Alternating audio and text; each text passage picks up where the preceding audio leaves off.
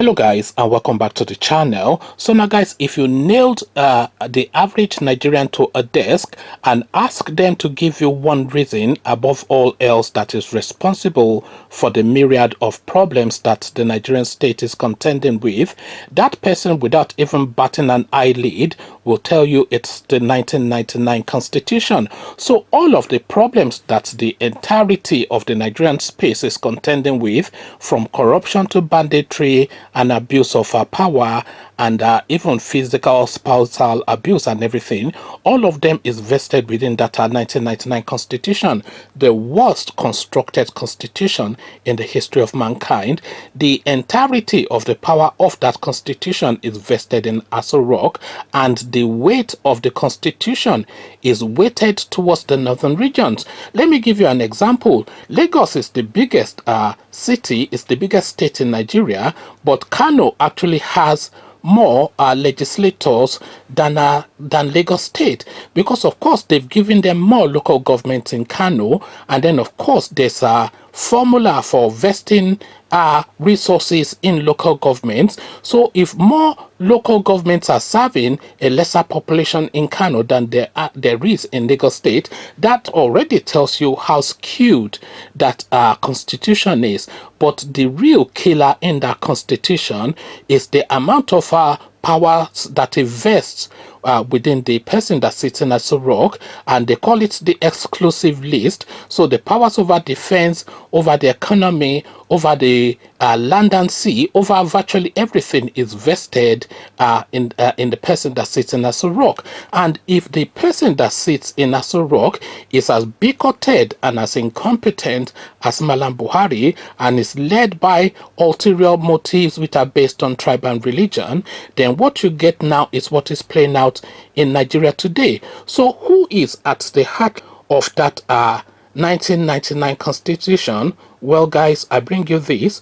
Insecurity. Nigeria may be heading for disintegration. Abdulsalami Abubakar. So Abdulsalami Abubakar, of course, the last military dictator that the Nigerian state had, he of course handed power over to the then Obasanjo civilian regime, who kicked off the Fourth Republic in Nigeria.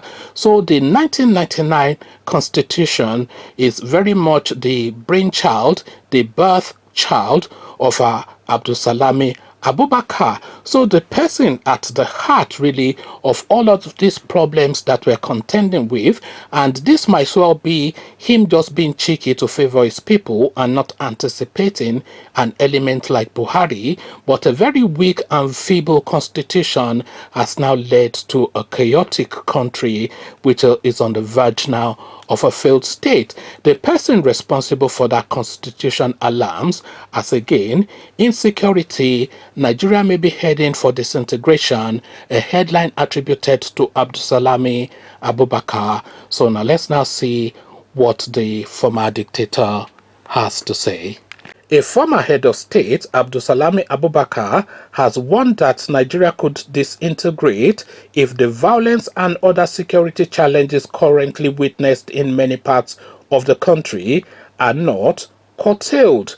Mr. Abubakar spoke to journalists on Wednesday at his home in Minna, the Niger State capital. His admonition is coming a few days after some persons were killed in a market in Oyo State during a clash.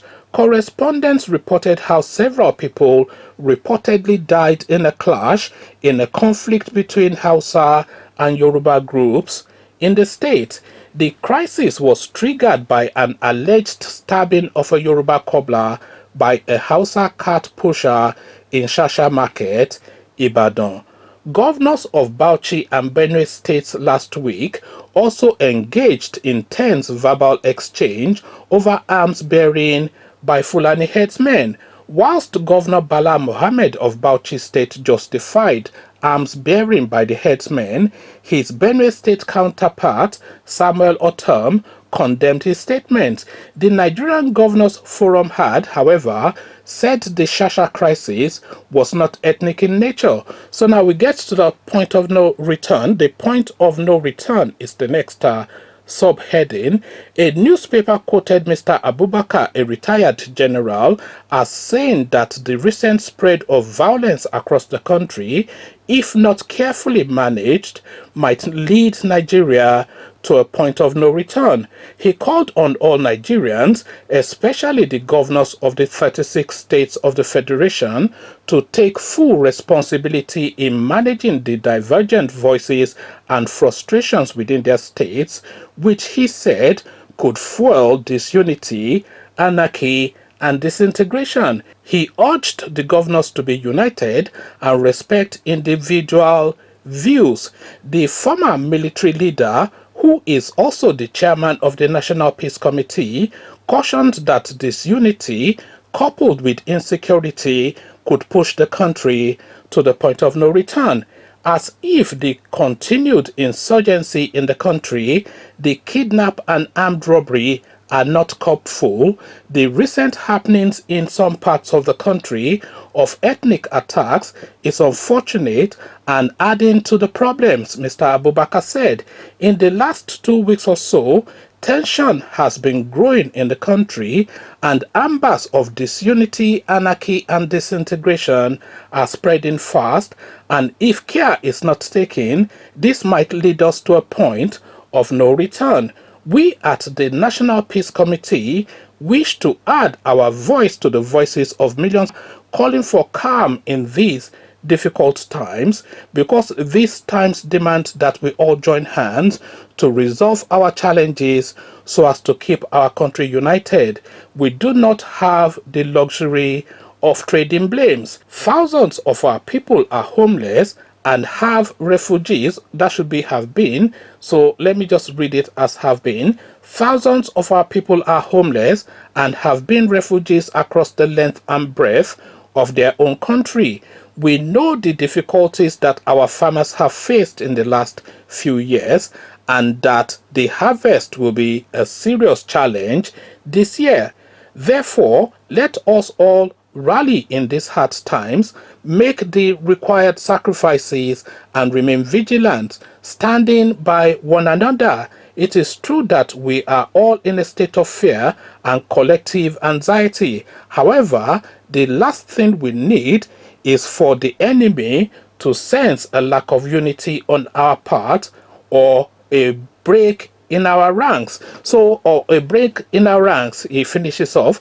However, the last thing we need is for the enemy to sense a lack of unity on our part, or a break in our ranks. So a break in our ranks, but I'm not quite sure if that ranks was ever there, because of course Nigeria is a convergence, is a potpourri of different nationalities and different interests. So it has always been a delicate balance. There was never a point really. It is quite funny actually. Nigeria is one of the most complex countries on this planet, because if you go outside of Nigeria, you would not find anybody more passionate. Not even if you go outside of Nigeria, if you come across a foreign person, you would not find anybody more passionate about their country than a Nigerian. Nigerians are more passionate about Nigeria than Americans are passionate about America. Nigerians love their country, but the country that the Nigerian people love is not really the country that they live in, because the country that Nigerian people love is a country where you can wake up in your house in Lagos and drive all the way through the rolling hills of Jos, etc., to go to Plateau State and marvel at the wonders of the serenity and quietness and the beauty of the landscape. This is the Nigeria that is in the head of Nigerians, but this is a Nigeria that has never existed. The Nigeria that has always existed is the one that is now flaring up to its peak now. It's a Nigeria of ethnic distrust. It's a Nigeria of religious bigotry. It's a Nigeria of taking advantage advantage of the next man, and it's a Nigeria of exploiting where you can. So everybody is looting everything. It's that sense of lack of patriotism. People talk about patriotism a lot in Nigeria, but there is no patriotism in Nigeria.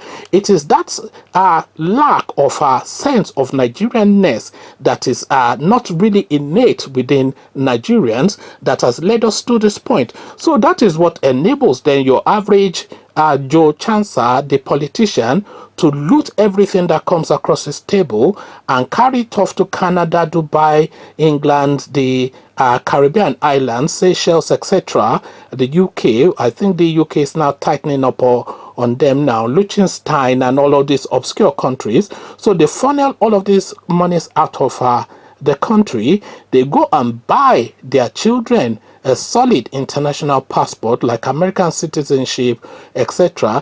Who is that guy, the pension fund? I can't quite remember his name now. His son just escaped now and he went to America because he has an American passport. So that is an example of that. So all of their children, they don't even know that Nigeria is anything, because the only concept that they have of Nigeria is that they go on holidays once or twice a year to go and visit daddy. So that is from their sprawling estate in Oxford, or their chateau in Provence in France, or their vineyard in Napoli in Italy, or their vast estate in the Canadian plains. So this is the life that these people live, and to live that life is to continue to loot. So they've just looted the whole place dry. So that idea of that Nigeria that everybody is so passionate about is a mirage, really. It's a fantasy. It's an aspirational thing, and it is not something that has ever existed.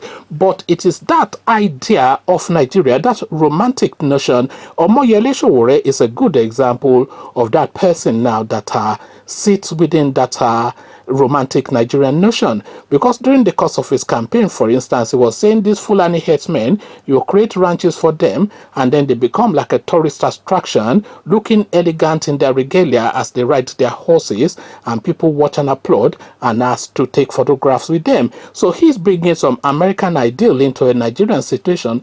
But the Fulani headsmen, the reality of it is the only thing he wants to do to you is to behead you and finish your wife and daughters, and then behead them too, and then take your land and then behead them. So the Fulani headsman is looking to behead, but this one is thinking, Omoyele Sowore is thinking that there are touristic opportunities. So this is the dichotomy now, the difference between the Nigeria that Nigerians are so passionate about, but the reality of the circumstances that they live in. So it is that reality of the circumstances that they are living in or under is now what is now flaring up now due to the incompetence, nepotism, tribalism, religious bigotry, and lack of intellect of the person that sits in a sorog. So this has now given down those nascent prejudices has now flared up into full bloom now, and this is now what is now playing out within the Nigerian space. And what facilitates that? It is the 1999 Constitution, because it wasn't robust enough to create strong institutions. And if you don't have strong institutions, because in Nigeria you have strong men, not strong institutions, and it is strong institutions that build nations, not strong men. And that point now is now being proven now with the situation that we're under now, all of course thanks to the 1999 Constitution gifted us by this Abdulsalami Abubakar, who is now alarming at the state of the nation. Conversations in the comment section. Come share thoughts. And Nigeria is on the verge of disintegration, says the former and the last military dictator. But then that is no thanks in small measures to him, because of course he sits at the heartland of what kick-started this whole process. What are you making of this? Come share thoughts. But before you come into the comment section to engage, click on the red subscribe button so it turns grey. The bell button notifies you every time I drop a new video. Click on like as well, because that helps with the YouTube algorithm. Once you've done all the clickings, the guy is saying Nigeria is on the verge of disintegration, but I don't think he has gotten the memo yet. So I'll leave you here. Carry this conversation on with you in the comment section, but here I say peace.